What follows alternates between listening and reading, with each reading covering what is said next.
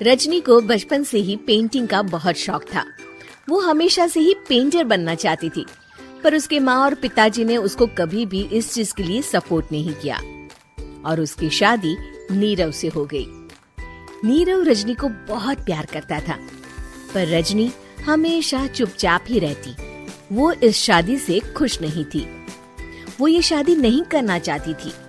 उसे तो हमेशा से पेंटर जो बनना था।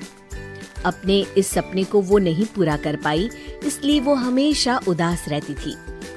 रजनी, बहुत ही बढ़िया फिल्म लगी है, कल देखने चले? नहीं जी, कल मुझे बहुत काम है, मैं नहीं जा पाऊंगी। अच्छा तो कोई बात नहीं, संडे को चलते हैं। देखिए, मुझे फिल्म देखना पसंद नहीं है, आपको जाना है तो चले जाइए।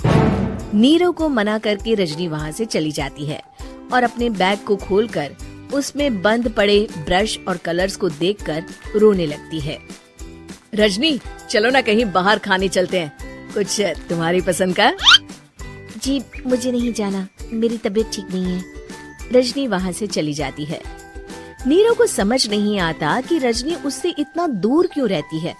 वो जब भी उसके साथ वक्त बिताना चाहता है, रजनी कोई ना कोई बहाना बना देती है। एक दिन घर पर कोई नहीं था। रजनी घर का सारा काम जल्दी से खत्म कर लेती है। घर पर अकेले होने के कारण वो सोचती है कि वो आज पेंटिंग करेगी। वो अपने कमरे में जाकर पेंट ब्रशेस और कलर्स निकालकर जैसे ही कलर मिक्स कर रही होती है कि दरवाजे पर बेल बज जाती है। अब कौन आ गया इस वक्त? इतनी मुश्किल से तो मुझे पेंट करने का मौका मिला है। रजनी दरवाजा खोलती है तो उसकी सास अपनी सहेलियों के साथ खड़ी होती है और सब घर के अंदर आ जाते हैं।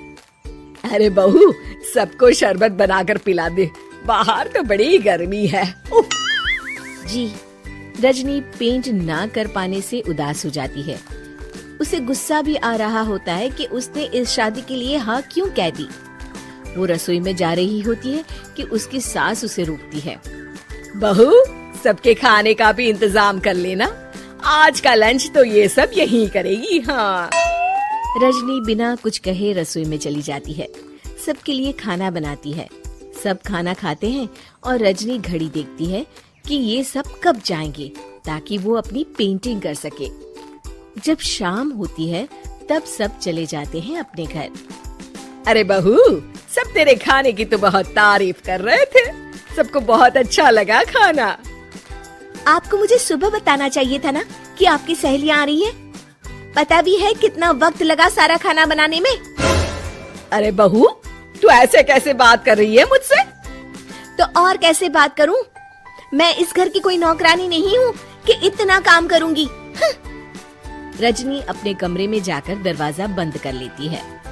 शाम को जब नीरव आता है तो उसकी माँ उसे पूरी घटना के बारे में बताती है। क्या रजनी ने आपसे इस तरह बात की माँ?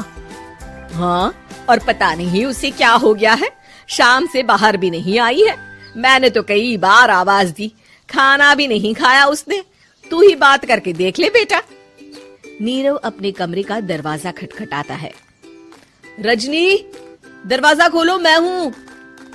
रजनी दरवाजा खोलती है और फिर वापस जाकर अपने बिस्तर पर लेट जाती है। रजनी, माँ से बात करने का ये क्या तरीका है? मैंने कोई गलत बात नहीं की है। अरे तुम क्यों ऐसे बर्ताव कर रही हो सबके साथ? क्या तुम इस शादी से खुश नहीं हो? रजनी कुछ नहीं बोलती। अरे बताओ मुझे रजनी, क्या ये शादी तुम्हारी मर्जी के खिलाफ हुई है? हाँ, मैं ये शादी कभी नहीं करना चाहती थी। तुमसे क्या, मैं किसी से भी शादी नहीं करना चाहती थी। रजनी रोने लगती है। चुप हो जाओ रजनी, बताओ मुझे, तुम क्यों नहीं करना चाहती थी शादी? रजनी बेड के नीचे से अपने पेंटिंग्स, कलर्स, ब्रश, पेपर्स निकालती है। इतने में उसकी सास भी कमरे में आ जाती है। ये देख रहे हो, ये थे मेरे सपने। मैं पेंटर बनना चाहती थी, पर माँ पापा ने कभी सपोर्ट नहीं किया और मेरी शादी करवा दी। मेरे सारे सपने टूट गए।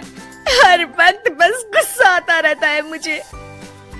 मैं जानती हूँ कि आप लोगों की इसमें कोई गलती नहीं है, पर मैं क्या करूँ, मुझे समझ में नहीं आता।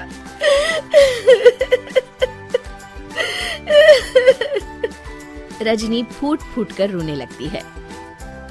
मुझे माफ कर दीजिए, आप दोनों के साथ मैं बहुत बुरा बर्ताव कर रही हूँ। अरे रजनी बेटा चुप हो जाओ तुम। नीरव पानी लेकर आता है। ये लो पानी पियो और शांत हो जाओ। रजनी पानी पीती है और उसकी सास पेंटिंग्स देख रही होती है। अरे नीरव, हमें तो पता ही नहीं था कि हमारी बहू कलाकार है। अरे कितनी अच्छी पेंटिंग्स बनाई है, देखो तो। ये वाली तो मैं अपने कमरे में ले जाऊंगी। आपको ये पेंटिंग्स अच्छी लगी? अच्छी नहीं, बहुत अच्छी लगी। और तुमने हमें बताया क्यों नहीं? तुम जब चाहे पेंटिंग कर सकती हो रजनी।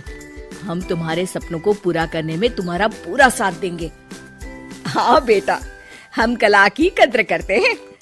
हम कलाकार तो नहीं, पर मुझे गर्व है कि मेरी बहू एक कलाकार है। रजनी, नीरव और सास तीनों हंस पड़ते हैं।